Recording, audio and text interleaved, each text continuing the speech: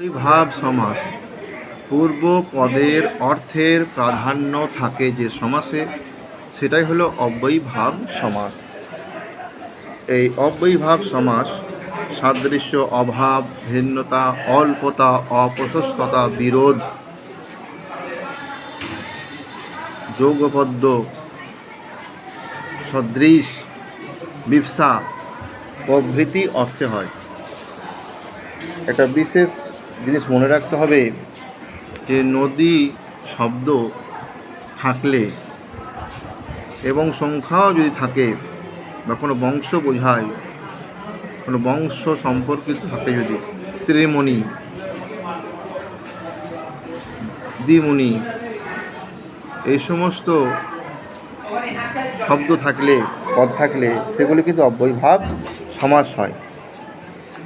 অব্যয়ীভাব সমাসের কয়েকটি উদাহরণ: শাকস্য, লেশ, শাকপ্রতি। দিনম দিনম প্রতিদিনম বিপসার্থে অব্যয়ীভাব সমাস। আবাল্যাৎ আবাল্যম, আমুক্তে আমুক্তি, এগুলি অব্যয়ীভাব সমাসের উদাহরণ।